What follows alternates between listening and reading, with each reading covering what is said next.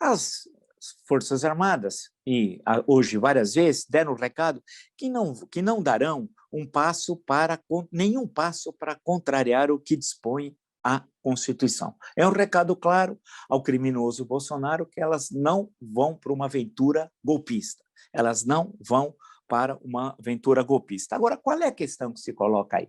Veja como a nossa análise difere dos outros e ela é sempre certeira, hein? É verdade, os fatos comprovam isso, não estou exagerando. Note, tudo isso ele está fazendo, alguém vai dizer assim, é para tirar o foco da pandemia. Não, você não entendeu. Ele está usando o fracasso do combate à pandemia para dar o golpe de Estado. A pandemia e o fracasso no seu combate é instrumento. Olha a que ponto chega esse homem cruel, mas covarde, para dar o golpe de Estado. A pandemia é um instrumento. Assim como controlar o Ministério da Defesa com alguém que apoia um projeto golpista, é o sonho dele, não acontecerá. O comando do Exército, da Marinha, da Aeronáutica, Ministério da Justiça, controlar a Polícia Federal, as polícias militares, as das 27 unidades da Federação. A pandemia entra nessa conspiração demoníaca desse assassino, que é o presidente da República, como um instrumento valorativo para o seu golpe de Estado. Porque ele vai usar o fracasso, produto dele, da sua irresponsabilidade, das mãos sujas de sangue, e ele sabe que vai terminar na cadeia, em Bangu 8, porque a justiça vai ficar atulhada de ações contra ele, e não faltam, né, informações que ele foi prestando criminosas, né, quantas sobre cloroquina, hidroxicloroquina, a ivermectina, contra o uso de máscaras, contra o uso de vacinas, e tudo isso está guardado. E vai entrar na justiça, prepare-se ações coletivas, ele vai terminar em Bangu 8.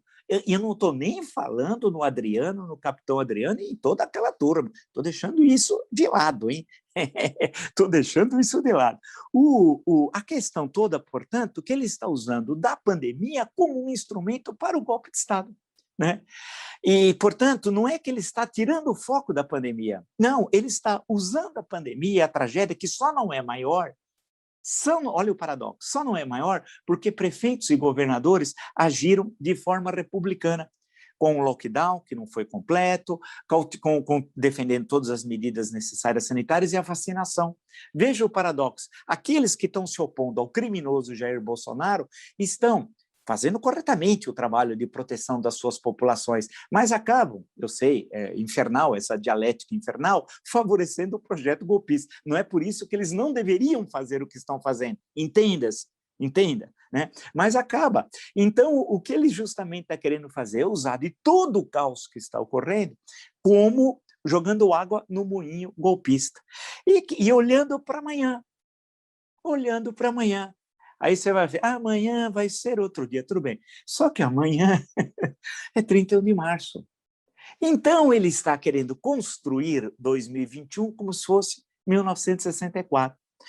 Só que 2021 é uma situação histórica radicalmente distinta de 64. Eu tenho 2 livros que tratam disso. Um, Jango, um perfil, é uma análise do governo Jango, e especificamente, falo primeiro do Jango, quem era, papá, e ali dos anos 63 e 64, uma análise diferente de todas as outras que saíram. É um livro que acho que está esgotado, saíram 2 edições, mas é possível encontrá-lo, né? E o Ditadura Brasileira, a democracia golpeada à esquerda e à direita. Os primeiros capítulos tratam justamente daquele momento, né?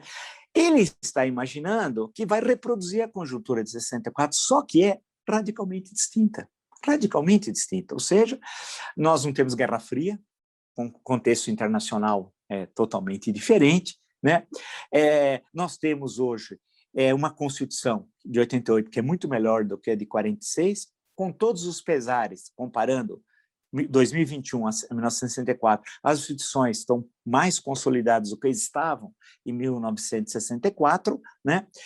E a questão que se coloca, aquelas contradições que apareciam na época, tal, não estão presentes hoje, porque a questão central hoje é que você tem uma sociedade civil organizada, dinâmica, defesa da democracia, das liberdades, temos uma pandemia, que é uma variável que não tinha em 64, e ela é determinante para a crise que nós estamos vivendo, né? Ela é fundamental para diferir, e sem ele ter nenhum projeto econômico, para enfrentar o hoje e muito menos o amanhã, não tem a mínima ideia do que ele vai fazer. Então, não há comparação. Eu podia pegar os personagens, os partidos políticos, etc., mas também não. Por exemplo, só lembrar o grande crescimento econômico que o país teve e há uma diminuição no início dos anos 60 no crescimento econômico, que é um processo radicalmente distinto do que vivemos agora. Tivemos uma década, que terminou agora 31 de dezembro, pavorosa, né? A pior década das últimas 4. Essa, sim, foi a década perdida. Então, só para passar alguns pontos, sem destacar outros, como uma coisa está diferente com a outra. Mas ele planeja, porque ele é um homem perigoso, as instituições.